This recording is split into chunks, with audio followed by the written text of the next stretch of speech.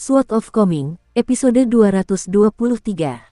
Untuk melihat video selengkapnya, sahabat bisa kunjungi playlist yang telah Sabta Novel sediakan. Yuk mari, kita berimajinasi bersama dan masuk ke alur ceritanya.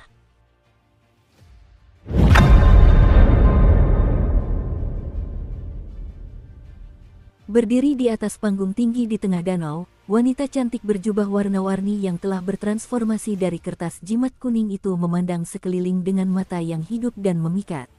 Bagaimana mungkin ia hanyalah boneka tak bernyawa? Ia jelas-jelas adalah sosok cantik yang hidup dan bernapas. Sang dewa tua berdiri di tepi panggung, dan ia mengambil sebuah botol porselen merah muda kecil dari lengan bajunya di bawah tatapan penuh perhatian semua orang. Menarik sumbat botol, ia dengan santai melemparkannya ke tengah panggung. Botol itu menggelinding ke suatu tempat di dekat kaki wanita cantik berjubah warna-warni itu, dan setelah terdiam sejenak, suara Gukin terdengar merdu dari botol itu. Seolah-olah seorang Grandmaster Gukin hadir di panggung dan memainkan alat musik itu dengan anggun. Jika seorang Master Gukin hadir, mereka akan dapat memahami ritme lambat dari lagu pembuka. Setelah musik dimulai, wanita cantik berjubah warna-warni itu perlahan meregangkan tubuhnya, dan lengan panjangnya tampak seperti awan warna-warni yang berkibar. Gukin berhenti sejenak, dan wanita cantik berjubah warna-warni itu pun menghentikan gerakannya. Ia mempertahankan postur jenaka dengan kaki bersilang. Dia berdiri berjinjit dengan ringan dalam sepatu bordir merah jambu, seakan-akan kakinya adalah kuncup teratai muda yang memperlihatkan ujungnya. Irama Gukin perlahan-lahan meningkat, dan tarian anggun wanita cantik itu pun semakin cepat. Pinggulnya bergoyang bagai angin sepoi-sepoi, dan satu lirikan ke belakang darinya akan dipenuhi pesona yang memikat. Ketika Gukin menjadi kacau dan kuat, seolah-olah segenggam besar mutiara berjatuhan di atas piring giok. Sang abadi tua tersenyum tipis, lalu tiba-tiba mengangkat kedua lengan bajunya dan membuat 4 jimat kertas kuning melayang keluar dari masing-masing lengan baju. Jimat kertas ini berubah menjadi gumpalan asap biru ketika menyentuh tanah, menyembunyikan wanita cantik itu dari pandangan penonton. Mereka hanya bisa mendengar alunan Gukin yang cepat, namun mereka tidak bisa melihat sosok wanita cantik berjubah warna-warni itu. Hal ini membuat mereka sedikit cemas, namun juga semakin bersemangat dan bersemangat. Nada-nada Gukin tiba-tiba berubah menjadi riang, seperti air yang memercik keluar dari vas perak yang jatuh. Catatan, penulis merujuk pada nyanyian pipa untuk menggambarkan ritme dan emosi yang diungkapkan oleh Gukin dan para penari wanita di paragraf sebelum dan sesudah ini. Ini adalah puisi karya penyair dinasti Tang, Bai Jui, salah satu penyair terhebat dalam sejarah Tiongkok. Kita lanjut ke alur ceritanya.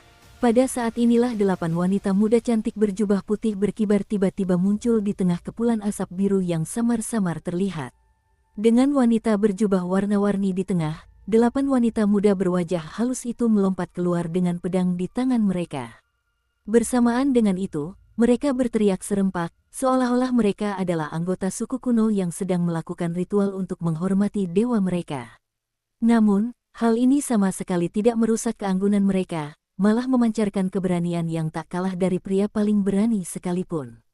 Duduk di paviliun tepi air, mata Jenderal Paruhbaya yang bertanggung jawab atas garnisun di dekat prefektur Gluser langsung berbinar. Ia cukup takjub dengan pertunjukan ini. Awalnya ia menerima undangan dan datang ke sini karena rasa hormat, tetapi setelah melihat pemandangan yang luar biasa ini, ia tak kuasa menahan diri untuk bertepuk tangan dan memuji pertunjukan tersebut. Sungguh demonstrasi yang brilian dari pasukan kavaleri berat yang menyerbu ke medan perang. Para wanita muda yang melompat maju dengan pedang di tangan mereka sangat brilian dalam kemampuan mereka menangkap aura menakutkan dari adegan ini. Ini sungguh pencapaian yang sulit dan mengesankan. Kepala prefektur Liu mengelus jenggotnya dan mengangguk sambil tersenyum, seraya berkata, sungguh luar biasa. Alunan Gukin membumbung tinggi ke angkasa, seolah-olah ada guntur musim semi yang menggelegar di lautan awan.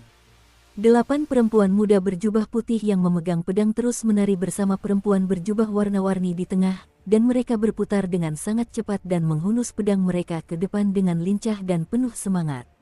Sementara itu, perempuan cantik berjubah warna-warni itu sengaja memperlambat langkahnya, gerakannya kini sangat kontras dengan 8 perempuan muda berbaju putih. Terlebih lagi, Seringkali para perempuan muda berbaju putih itu bersandar dan menusukkan pedang mereka ke belakang, dengan ujung pedang mereka hanya berjarak sekitar 1 inci dari perempuan berjubah warna-warni itu. Gerakan mereka sangat berisiko, namun perempuan cantik berjubah warna-warni itu tetap tersenyum bak bunga yang berkilauan sepanjang waktu. Pemandangan di panggung tinggi di tengah danau itu memiliki keindahan awan yang mengalir dan riak air, dan juga memiliki pesona yang dapat menghentikan jantung dan menggetarkan jiwa.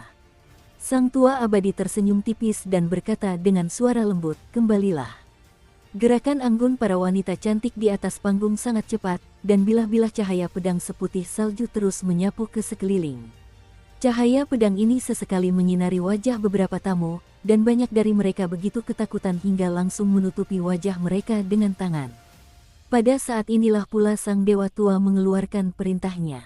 8 perempuan muda berbaju putih tiba-tiba menghentikan gerakan mereka dan berubah kembali menjadi potongan-potongan jimat kertas kuning. Mereka melayang di udara, dan ketika sang dewa tua melambaikan tangannya, mereka langsung terbang ke dalam lengan bajunya seperti burung layang-layang yang kembali ke sarang. Wanita cantik berjubah warna-warni itu membungkuk dan mengambil botol porselen merah muda itu sebelum dengan anggun berjalan menghampiri sang dewa tua dan menyerahkannya kembali. Ia kemudian tersenyum manis ke arah paviliun tepi air, dan baru setelah itu ia berubah menjadi jimat kertas kuning yang digambar kasar seperti 8 wanita muda berbaju putih. Sang dewa tua dengan hati-hati memasukkan jimat itu ke dalam lengan bajunya. Pertunjukan apik sang dewa tua dari kejauhan ini memukau semua orang yang duduk di sekitar danau. Semua orang kaya yang datang dari seluruh prefektur Bluser tercengang oleh pertunjukan ini, dan beberapa dewa terhormat setempat yang awalnya ingin menantang sang dewa tua kini tak lagi berani mencemooh dan mengejek. Zhang Sanfeng mencondongkan tubuh ke depan untuk melewati putra pengawas prefektur yang duduk di antara dirinya dan Su Yuanxia, lalu bertanya dengan suara lembut, "Kakak Su, apakah kau bisa memastikan identitas asli mereka? Apakah mereka hantu atau setan?" Ngomong-ngomong, bel pendeteksi setanku tidak berbunyi sama sekali. Sang seniman bela diri berjanggut lebat itu mengabaikan pertanyaan pendeta muda Tao itu. Ia mengusap dagunya dan bergumam, "Dari segi bentuk tubuh, perempuan muda berpakaian putih yang memiliki tahi lalat di dekat mulutnya itu tidak kalah dengan perempuan berjubah warna-warni itu." Liu Gaohua masih terkagum-kagum, dan bergumam dalam hati, kemampuan mistis yang luar biasa. Pantas saja catatan-catatan di buku-buku itu selalu mengungkapkan keinginan orang-orang untuk memasuki pegunungan dan mengunjungi para dewa. Jika aku bisa mempelajari kemampuan mistis ini, apakah aku masih perlu mengunjungi rumah bordil dan minum anggur bunga di masa depan? Seniman bela diri berjanggut lebat itu akhirnya tersadar, dan bertanya kepada Zhang Sanfeng, "Chen Pingan belum kembali. Dia tidak jatuh ke toilet, kan?" Chen Pingan tidak tertarik dengan hal-hal ini, jadi mungkin dia diam-diam melarikan diri untuk berlatih jurus tinjunya, jawab pendeta Tao muda itu dengan jengkel. Su Yuanxia mengangguk setuju sepenuh hati. Chen Pingan memang bisa melakukan hal-hal seperti itu untuk merusak kesenangan. Bahkan, kita bisa meminta Tuan Muda Liu untuk membawa kita ke tempat-tempat mesra itu setelahnya. Setelah mengalami hal-hal itu, aku jamin Chen Pingan akan merasa sangat ingin berjongkok tepat di samping panggung di tengah danau saat ada pertunjukan berikutnya. Ada ekspresi cemas di wajah Liu Gaohua, dan dia berkata, "Su yang sopan, aku sangat miskin sampai-sampai tidak ada hiasan di rumahku. Kalian juga sudah melihat keadaan rumahku. Aku memang sesekali mengunjungi tempat-tempat itu sebelumnya, tapi itu karena aku diseret oleh teman-temanku. Terus terang saja, gadis-gadis itu awalnya mau menyanjungku dan secara aktif melayaniku karena aku putra pengawas prefektur. Namun, setelah beberapa saat, mereka semua mulai mengejekku sebagai orang pelit yang pelit di belakangku. Mereka hampir saja menunjukkan sikap buruk di depanku. Sebagai putra pejabat tinggi, kau benar-benar berhasil merendahkan dirimu seperti ini. Kau sungguh mengesankan, Liu Gaohua," goda seniman bela diri berjanggut lebat itu. "Apa, kau belum berhasil dalam studimu, dan kau tidak bisa mewarisi posisi ayahmu, tapi kau tidak mau mengorbankan sedikit pun harga diri untuk mengumpulkan kekayaan dengan cara lain. Jadi, pada akhirnya, kau tidak memilih satu pun dan hanya mencari hiburan tanpa tujuan setiap hari." Raut kesedihan terpancar di wajah Liu Gaohua, dan ia berkata dengan nada mengejek diri sendiri, "Seandainya aku bukan satu-satunya putra dalam keluarga, dan seandainya ayahku tidak mengharapkan aku untuk melanjutkan garis keturunan kami, maka ia paling-paling hanya akan menulis sebuah eulogi untukku jika aku meninggal di rumah kuno itu. Euloginya pasti akan dipenuhi air mata dan emosi, dan pasti akan menjadi terkenal di kalangan cendekiawan dan sastrawan. Namun, kenyataannya, hubungan kami hanya biasa-biasa saja. Su Yuanxia mengupas jeruk mandarin dan memberikan setengahnya kepada Liu Gaohua. Ia tidak mengatakan apapun untuk menghibur putra pengawas prefektur itu. Karena pemuda itu menjalani kehidupan yang damai, di mana ia tidak perlu khawatir tentang makanan atau tempat tinggal, maka ia merasa segalanya adalah perjuangan. Namun, ketika kesulitan yang sesungguhnya menimpa, ia akan segera menyadari bahwa perjuangan semacam ini, pada kenyataannya, bukanlah perjuangan sama sekali. Zhang Sanfeng sedikit khawatir tentang Chen Pingan, dan ia baru saja akan berdiri dan pergi mencarinya. Namun, koridor sudah penuh sesak dan mustahil untuk dilalui, jadi ia terpaksa menyerah. Setelah tiba di lokasi yang tenang, Chen Pingan berhenti 7 atau 8 langkah dari dinding luar kediaman.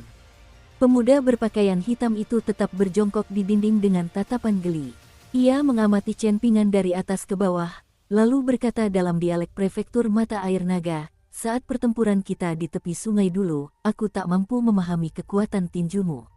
Kalau dipikir-pikir lagi, aku memang ceroboh saat melawanmu di makam abadi. Kekalahanku tidak sepenuhnya sia-sia." Mendengar bahasa ibu seseorang di negeri asing.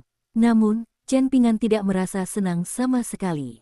Pemuda berbaju hitam ini tak lain adalah Makuksuan dari Apricot Blossom Alley. Saat itu, ia telah diangkat menjadi murid oleh Gunung Bela Diri Sejati, salah satu pasukan leluhur militer di benua botol harta karun timur. Selama pertempuran mereka di makam abadi, Makuksuan sengaja menahan diri dan mengumpulkan kekuatannya dengan tujuan membunuh dirinya dan Ning Yao dalam satu tarikan napas. Namun, justru karena inilah Chen Pingan menemukan kesempatan untuk hampir membunuhnya menggunakan belati rok yang dipinjamnya dari Ning Yao. Namun, di saat kritis itulah kultivator kuat dari Gunung Bela Diri Sejati itu maju untuk menangkis serangannya. Akibatnya, Chen Pingan gagal membunuh Makuksuan. Ada segenggam kacang kedelai asin di tangan Makuksuan. Ia melahapnya satu persatu dan menikmatinya dengan lahap. Saat berkultivasi di Gunung Bela Diri Sejati, ia awalnya khawatir pemuda dari Gang Fas Tanah Liat ini akan mati atau menjadi manusia biasa. Jika memang begitu, rasanya akan sangat tidak memuaskan ketika ia akhirnya berhasil membalas dendam.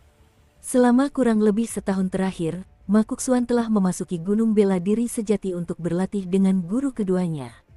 Ia telah mengukir namanya sendiri selama masa ini, dan bisa dikatakan ia telah menjadi terkenal di puluhan negara di sekitar Gunung Bela Diri Sejati. Siapa di negara-negara ini yang tidak mengenal anak ajaib satu abad dari Gunung Bela Diri Sejati ini? Tetua atau leluhur militer mana yang berani meliriknya hanya karena senioritas atau kekuasaan mereka?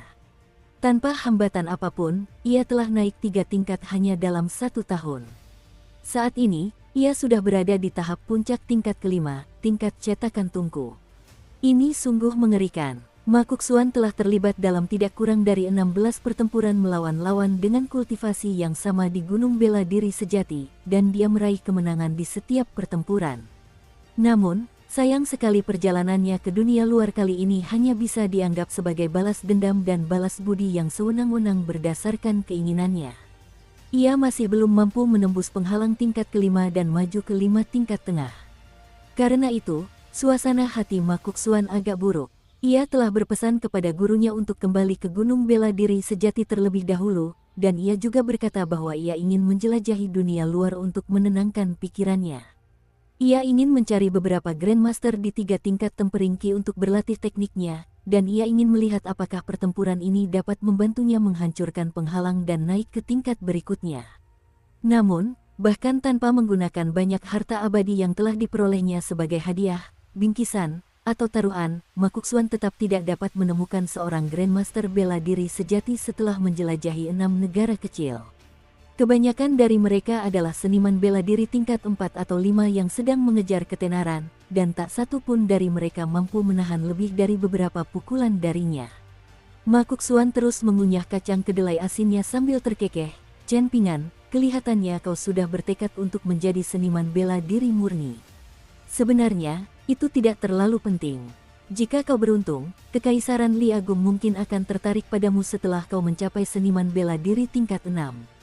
Saat itu, kau bisa memilih untuk menjadi seorang jenderal dengan sedikit kekuasaan dan pengaruh, dan itu bisa dianggap membawa kejayaan dan kehormatan bagi leluhurmu. Chen Ping'an tidak menghiraukannya, dan langsung bertanya, apakah kau ke sini untuk mencariku? Atau kau hanya lewat saja? Ma Kongquan tertawa terbahak-bahak, seolah-olah ia telah mendengar lelucon paling lucu di dunia. Setelah susah payah, ia akhirnya berhenti tertawa, lalu memasukkan sisa kacang kedelai asin ke dalam mulutnya sebelum mencibir, aku cuma lewat. Kau benar-benar melebih-lebihkan dirimu sendiri, Chen Ping'an. Kenapa aku di sini? Karena aku mendengar tentang Dewa Pedang tak tertandingi yang telah mengasingkan diri di negeri pakaian warna-warni selama lebih dari 30 tahun. Semua orang memuji teknik pedangnya sebagai sesuatu yang ilahi dan agung, dan mereka mengklaim bahwa ia bahkan lebih kuat daripada para dewa dari pegunungan. Mereka menghujaninya dengan pujian, mengatakan bahwa pedangnya tidak berada di tangannya, melainkan di hatinya, dan sebagainya. Saya menemukannya setelah banyak kesulitan, tetapi ia tidak mau menerima tantangan saya dan mengatakan bahwa ia telah meninggalkan dunia kultivasi. Aku sangat marah mendengar ini. Aku menghabiskan lebih dari setengah bulan mencarinya, jadi bagaimana mungkin dia mengusirku begitu saja? Namun, bagaimanapun aku menyerangnya, dia hanya akan menghindari seranganku dan menolak untuk bertarung. Dia terus melarikan diri begitu saja. Bahkan jika aku berhasil mengejarnya dan menghajarnya sampai mati dengan satu pukulan, itu akan bertentangan dengan tujuan awalku untuk mencari lawan tanding. Jadi, aku menyusun rencana dan pergi mencari keturunannya. Setelah membunuh 2 dari mereka, aku membawa kepala mereka dan pergi mencari Dewa Pedang lagi. Akhirnya dia setuju untuk bertarung denganku. Namun, dia hanya seorang pendekar pedang tingkat 5, jadi bagaimana mungkin dia bisa memenuhi gelarnya sebagai Dewa Pedang? Bagaimana menurutmu, Chen Ping'an? Kenyataannya, Ma Kongquan adalah seseorang yang jarang bicara di Gunung Bela Diri Sejati. Ia jelas bukan seseorang yang akan terus-menerus berlatih tanpa istirahat. Selain sesekali mengalami pencerahan, naik ke tingkat berikutnya, atau pergi mencari lawan untuk dilawan atau dibunuh, ia akan menghabiskan sebagian besar waktunya berkultivasi dalam pengasingan. Selain gurunya, ada 2 leluhur tua lain dari Gunung Bela Diri Sejati yang akan berlatih bersamanya dan mengajarinya tentang tujuan sejati para militarian.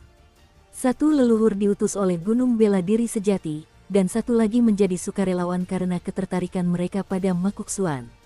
Ma Kongquan bahkan menganggap Ma Kongquan sebagai penerus mereka. Bahkan Ma Kongquan pun bingung kenapa ia ingin bicara begitu banyak kepada Chen Ping'an. Tentu saja, masih ada hal yang lebih penting yang harus dilakukan setelah mengatakan semua ini. Misalnya, bertengkar lagi. Setelah memasuki Gunung Bela Diri Sejati, Ma Kongquan telah berjanji pada dirinya sendiri bahwa ia tidak akan pernah kalah melawan lawan yang tingkat kultivasinya setara dengannya, terlepas dari apakah mereka pemurni Qi atau seniman bela diri murni. Hal ini berlaku di 5 tingkat bawah, dan akan tetap berlaku saat ia naik ke 5 tingkat tengah dan 5 tingkat atas. Karena itu, Chen Ping'an menjadi simpul kecil di hatinya. Simpul kecil semacam ini tidak ada apa-apanya bagi para kultivator militarian, tetapi tetap saja sangat menjijikkan. Ma Kongquan tentu saja tidak senang dengan hal ini. Dia tak terkalahkan di Gunung Bela Diri Sejati tempat banyak dewa tinggal, tetapi dia malah kalah dari orang desa yang hanya tahu beberapa teknik tinju bajingan saat itu. Karena kita sudah bertemu lagi, apakah kita akan bertengkar lagi? Tanya Chen Ping'an. Ma Kongquan menggosok-gosokkan kedua tangannya dan terkekeh, jangan khawatir, aku tidak akan menindasmu, dan kita bisa bertarung di tingkat ketiga.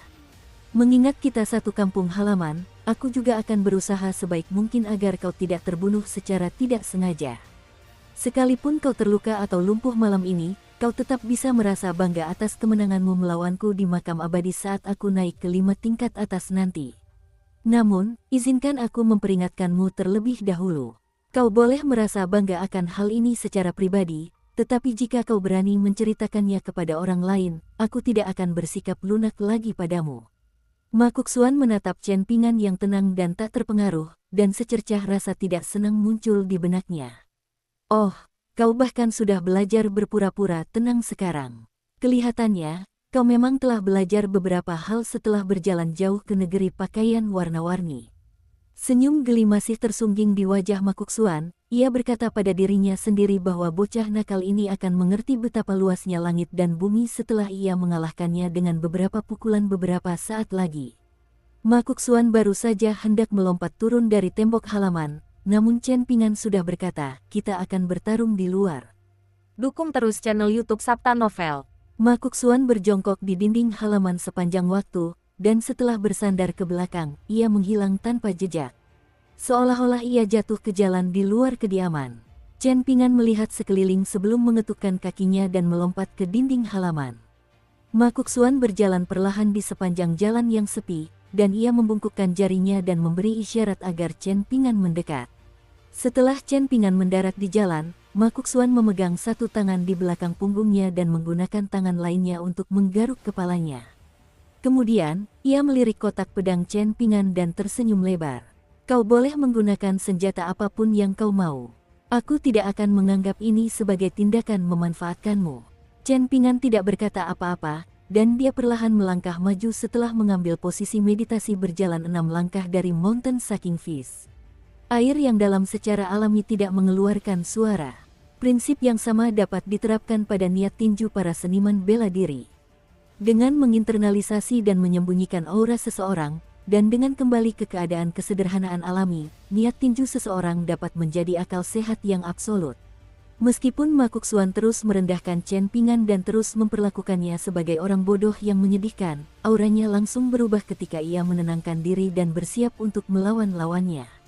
Ia mengepalkan satu tangan dan menempelkannya di perut, sementara tangan lainnya tetap terbuka dan memegangnya di belakang punggung. Saat mengepalkan, ia seperti biasa menekan ringan jari-jarinya ke telapak tangan. Ada jarak sekitar belasan meter di antara keduanya. Memiliki niat tinju saja tidak cukup, kamu terlalu lambat. Makuksuan tiba-tiba melangkah maju, membuat tanah bergetar pelan saat kakinya menyentuhnya. Kekuatan hentakannya menembus jauh ke dalam tanah, namun tidak menunjukkan tanda-tanda akan menghilang ke sekitarnya. Pemuda berpakaian hitam itu tiba di hadapan Chen Pingan dalam sekejap, dan ia langsung menggunakan tangan kanannya untuk melancarkan pukulan ke kepala lawannya. Chen Pingan mengangkat kedua tangannya sekaligus, lalu memiringkan kepalanya sedikit sambil menepis pukulan Makuksuan dengan tangan kirinya. Di saat yang sama, ia menggunakan tangan satunya untuk menangkap kait silang Makuksuan yang licik. Ia sedikit mencondongkan tubuh ke depan, lalu menggunakan siku kirinya untuk menghantam wajah Makuksuan. Namun, Makuksuan tiba-tiba mengangkat lututnya dan melancarkan tendangan depan dengan ganas untuk menghalangi laju Chen Pingan. Ia bersandar, mundur selangkah, dan berhasil memperlebar jarak di antara mereka, menghindari serangan siku Chen Pingan. Ia hampir saja melancarkan serangan dahsyat lainnya. Lagi pula, tendangan depannya cukup kuat untuk menghancurkan organ dalam target sepenuhnya. Saat berkelana dan menantang para Grandmaster dari seluruh penjuru, bahkan seniman bela diri tingkat 5 pun jarang bisa menghindari muntah darah setelah terkena pukulan atau tendangan Makuksuan. Meskipun Makuksuan adalah seorang kultivator militer, fisiknya secara mengejutkan lebih baik daripada kebanyakan seniman bela diri murni. Akan tetapi, Makuksuan gagal menyerang Chen Pingan, dan ia mendapati lawannya telah mencengkeram kakinya dan melemparkannya ke samping. Makuksuan dengan cepat menyesuaikan posturnya di udara, dan akhirnya ia menancapkan kakinya ke dinding. Tubuhnya secara mengejutkan sejajar dengan tanah, dan ia mempertahankan postur aneh ini sambil berjalan maju seolah-olah berjalan di tanah datar. Chen Pingan berjalan di sampingnya, dan dia melayangkan pukulan demi pukulan ke kepala Makuksuan. Dia tidak menggunakan teknik tinju yang diajarkan kakek Cui Chan di bangunan bambu. Ini adalah pertukaran serangan yang bersifat menyelidiki, karena kedua belah pihak tidak menyadari kekuatan lawan mereka yang sebenarnya. Oleh karena itu, mereka menahan diri dan terus mengumpulkan kekuatan, dan pertukaran serangan pertama ini hanyalah tindakan mengamati kemampuan lawan mereka. Mereka tidak menggunakan kekuatan penuh, dan mereka tidak langsung terlibat dalam pertukaran serangan yang sengit. Bukan hal yang aneh bagi Chen Pingan untuk bersikap begitu hati-hati, tetapi sangat menarik bahwa Makuksuan, seseorang yang telah melihat banyak hal di Gunung Bela Diri Sejati dan bertarung melawan banyak Grandmaster di dunia kultivasi, juga sangat berhati-hati. Jelas bahwa di lubuk hati Makuksuan, ia masih merasakan kekhawatiran yang tak terlukiskan terhadap Chen Pingan, satu-satunya orang yang pernah mengalahkannya sebelumnya. Dia menyerang. Dua kawah kecil muncul di dinding. Layaknya anak panah yang ganas, Ma Kongquan melesat ke arah lawannya. Chen Pingan menekan ki sejatinya ke dalam inti tubuhnya, ia menghentakkan kaki ke tanah dan dengan lincah meluncur mundur. Tiba-tiba ia melepaskan kekuatannya, dan dengan suara dentuman, ubin di bawah sandal jeraminya retak dan menerbangkan awan debu ke udara. Ma Kongquan terus melancarkan pukulan, dan serangannya menghujani Chen Pingan bagai hujan deras. Chen Pingan mundur sambil bertarung, tetapi ia terus menghadapi lawannya secara langsung dan menggunakan pukulan untuk membalas pukulan. Serangan Ma Kongquan begitu kuat dan tanpa henti, dan ia melancarkan serangan demi serangan seolah-olah ia tidak mengerti arti kelelahan. Meskipun ia berada di udara dan kakinya tidak menyentuh permukaan apapun, Ma Kongquan tetap mampu melancarkan serangan yang luar biasa kuat. Suara dentuman dan retakan bergema di antara mereka. Rasanya seperti ada yang sedang menabuk genderang perang dengan marah. Serangan gencar Ma Kongquan memaksa Chen Pingan mundur belasan langkah. Saat ini, punggung Chen Pingan hampir menempel di dinding. Namun, karena memiliki keunggulan dalam hal kakinya yang kokoh, Chen Pingan mampu memanfaatkannya untuk meminjam kekuatan atau menghilangkan kekuatan. Saat mereka bertukar pukulan, ia berhasil mendapatkan sedikit keuntungan berkat hal ini. Sesaat kemudian, Chen Pingan menghentakkan kaki ke tanah dan menangkis pukulan Ma Kongquan dengan kuat. Ia kemudian membalas dengan penuh minat, melancarkan pukulan ganas dan mengenai wajah Ma Kongquan. Pemuda berbaju hitam itu terpental mundur. Akan tetapi, saat Chen Pingan hendak mengambil napas dalam-dalam dan mengisi kembali ki-nya, Ma Kongquan melayangkan tendangan menyapu sambil terbang mundur, mengenai leher Chen Pingan. Ma Kongquan terpental mundur oleh pukulan Chen Pingan, dan ia berputar di udara agar bisa mendarat dengan kedua kakinya. Meskipun begitu, momentum tersebut mendorongnya mundur beberapa langkah lagi. Sementara itu, Chen Pingan terpental akibat tendangan Ma Kongquan, dan ia sedikit menekuk lututnya untuk menstabilkan diri. Kemudian, ia segera mundur, seolah-olah berusaha menstabilkan napasnya. Ma Kongquan menyeringai, memperlihatkan gigi-gigi putihnya yang mengancam. Ia kini menyadari kekuatan, kecepatan, dan aliran ki sejati dari teknik tinju Chen Pingan. Ia melesat maju, dan gerakannya begitu cepat seolah-olah ia sedang menggunakan jimat gerakan Dewa Tao. Chen Pingan terpaksa mengambil posisi tinju yang tampak defensif. Pupil mata Ma Kongquan sedikit mengerut, dan ia langsung berputar tepat saat hendak bertabrakan dengan Chen Pingan. Kakinya bergerak cepat, dan ia tampak seperti gasing saat berputar-putar di sekitar Chen Pingan. Ia miring ke belakang dalam posisi yang aneh, tetapi ia tidak mundur segan-segan, betapapun berbahayanya posisinya. Di saat yang sama, ia memastikan untuk menjaga jarak satu lengan antara dirinya dan Chen Pingan. Chen Pingan tidak gegabah mencoba meninju Ma Kongquan. Setelah berputar beberapa kali, Ma Kongquan akhirnya berhasil menahan momentumnya dan berdiri tegak.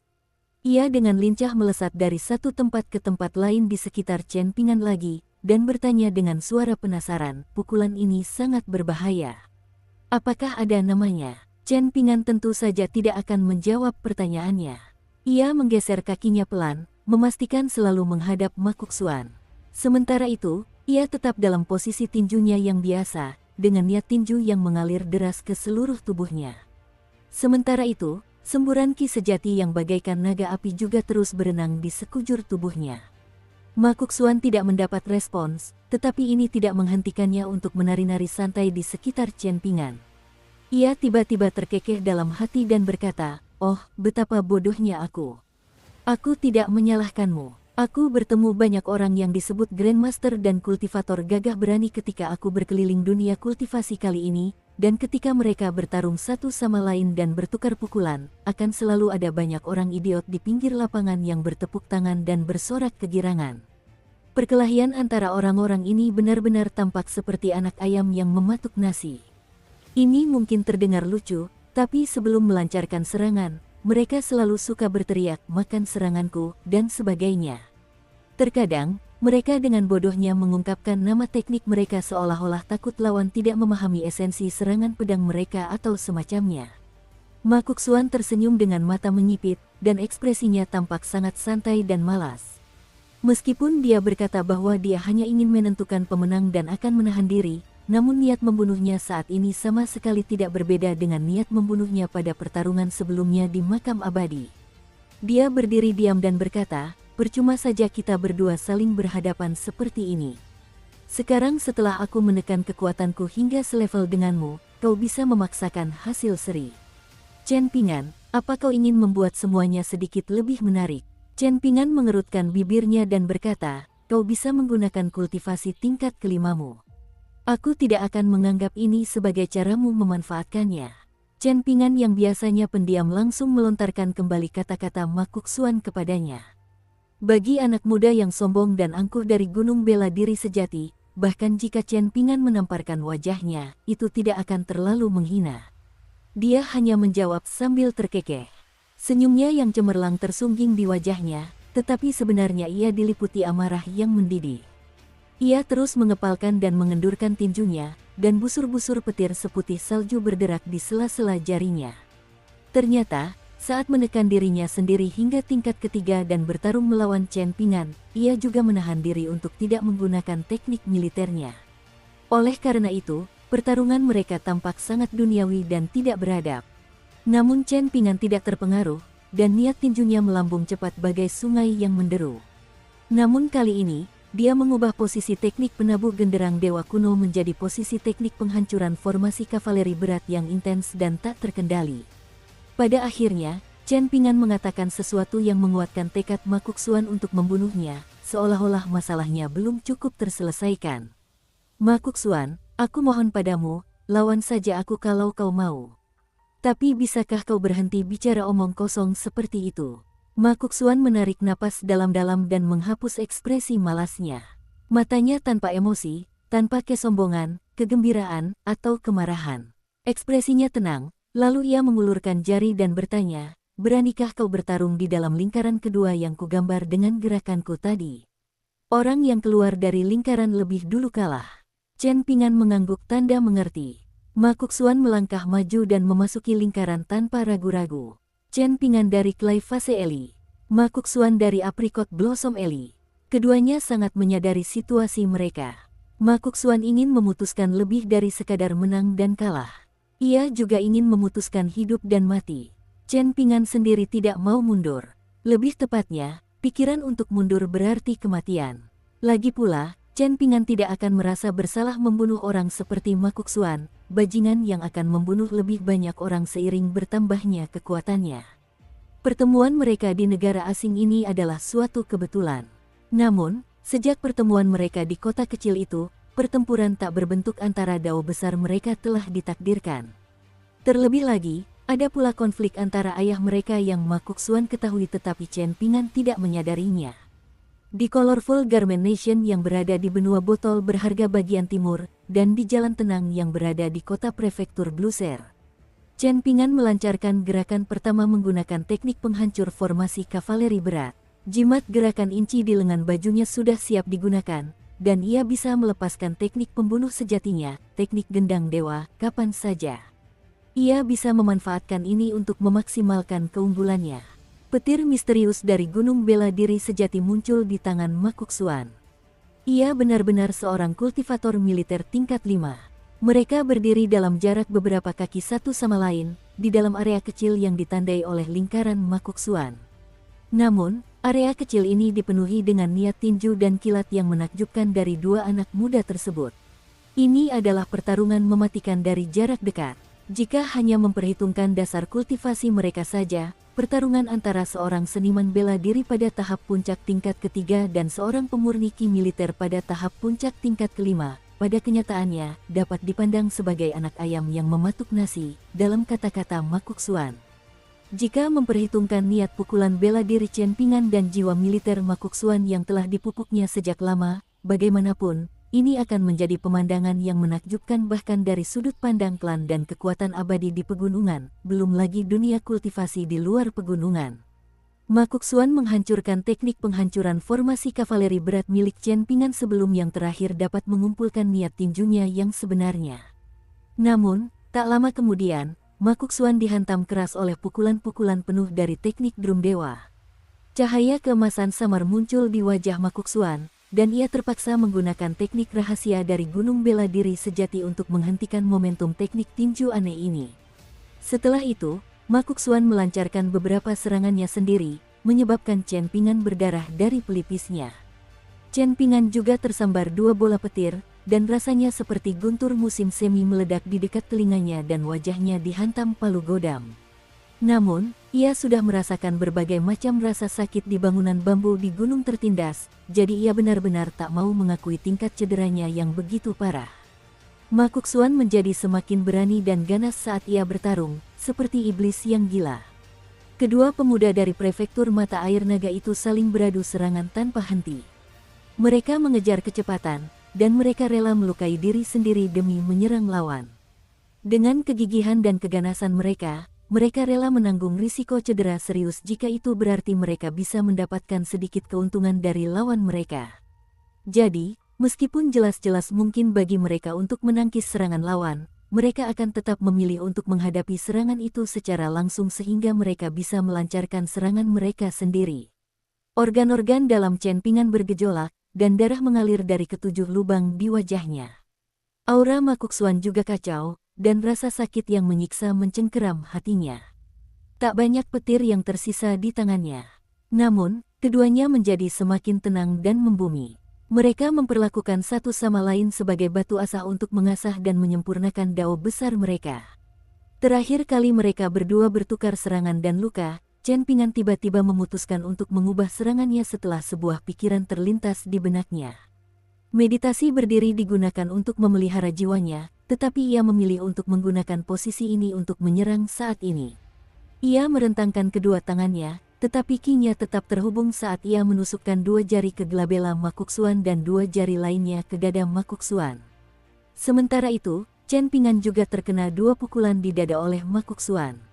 Keduanya terhuyung mundur serempak, dan Makuksuan menelan seteguk darah ketika melangkah keluar lingkaran. Senyum sinis tersungging di wajahnya saat ia mengumumkan, "Chen Pingan, kau kalah kali ini.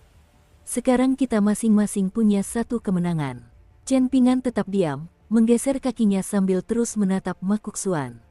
Ia menggunakan punggung tangannya untuk perlahan menyeka darah dari wajahnya, tetapi ia tak berani menutupi pandangannya sedetik pun.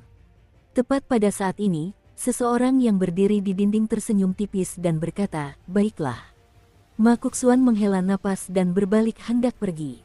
Menoleh ke belakang menatap Chen Pingan, ia menunjuknya dan berkata, "Lain kali kita bertemu, kita akan memutuskan menang dan kalah, juga hidup dan mati."